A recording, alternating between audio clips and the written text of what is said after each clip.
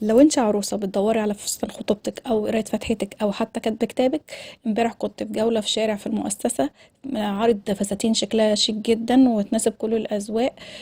صراحة انا لما لقيت الاسعار كويسة وحبيت ان انا اساعد كل البنات اللي بتبقى محتاجة تشوف فستان لخطوبتها بسعر كويس، او حتى لو قراية فاتحتك برضو عايزة فستان يكون شكله شيك وبسعره كويس. الاسعار هناك حلوة جدا. انا في شارع ناصر اللي في المؤسسة لقيت محلات عارضين فساتين شكلها حلو تناسب الخطوبة وتناسب كتب الكتاب وتناسب كمان قراية الفاتحة. الصراحة لما لقيت كده حبيت ان انا اصور للبنات عشان اساعدهم في الفساتين اللي معروضة هناك.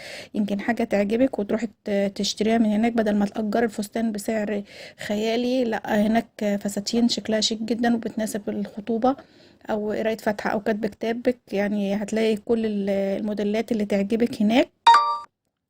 انا على قد ما قدرت حاولت ان انا اصور لكم بعض الفساتين اللي موجوده هناك. لا، في محلات كتيره قوي هناك عارضين الفساتين. في فساتين بتبدا الصراحه من 600 جنيه لحد 1600، يعني الاسعار حلوه جدا هناك. زي ما انتم شايفين مجموعه من الفساتين والالوان وكل موديل بالالوان بتاعته. حاجه الصراحه شيك جدا وموديلات حلوه وكمان الاسعار هتعجبك قوي.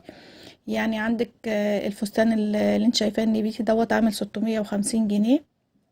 انا سألتلكوا على الاسعار وحبيت ان انا اشوف الموديلات معاكوا عشان لو حد عجبه حاجة يبقى يروح يجيبها من الشارع اللي انا قلتلكوا عليه، شارع ناصر، موجود هو في المؤسسة.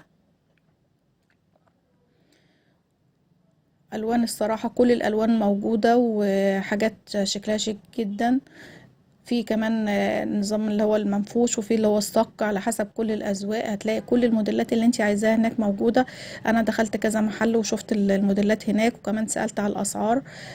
أسعار الصراحة يعني مناسبة، يعني عندك الفستان ده ب550 جنيه وكمان الموديل ده حلو قوي. وزي ما قلت لكم في كمان فساتين صك وفي اللي هي المنفوش، يعني لو انت حابه ان انت الفستان بتاعك يكون صك هتلاقي، حابه ان هو يكون منفوش هتلاقي. بدل ما تروحي تأجري الفستان وتلاقي نفسك مأجراه بمبلغ وقدره، انت ممكن تشتري انت الفستان ده، ولو انت حابه بعد كده ان انت تأجريه براحتك. بس هيبقى فستان بتاعك انت اول مره اول واحده تلبسه.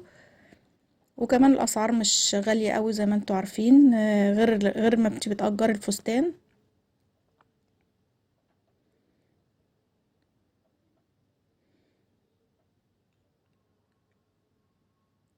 شايفين الموديل ده شيك جدا، تطريز طبعا من فوق وكمان نازل على منفوش. سعره دوت عامل 800 جنيه.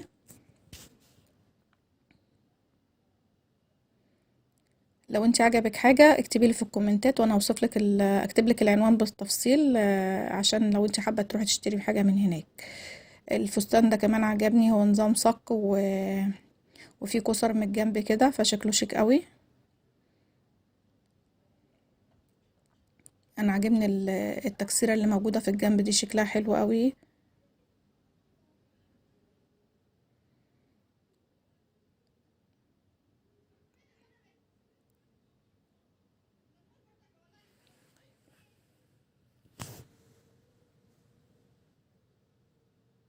شايفين الخامة؟ ده محل تاني فيه الأسعار عنده رخيصة قوي، يعني الفساتين هناك موجودة ب650 جنيه و550 و650. شكله شيك جدا برضو بيناسب إذا كان خطوبة أو لو انت حابة قراية فاتحة. برضو شايفين الموديل ده ب650 جنيه وقماشته جميلة جدا. في اللون الزهري ده بس يعني هو مفهوش شغل كتير. واللون الاسود ده كمان عجبني بس كنت حابة ان انا اشوف الالوان بتاعته، ما لقيتش غير اللون الاسود بس.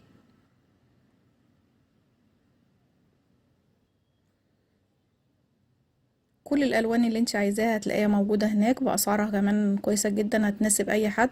بدل ما تروحي تأجري فستان، ده هتبقى انت اول واحدة تلبسي الفستان، ولو انت حابة بعد كده ان انت تأجريه مفيش مشكلة، حاجة هترجع لك انت.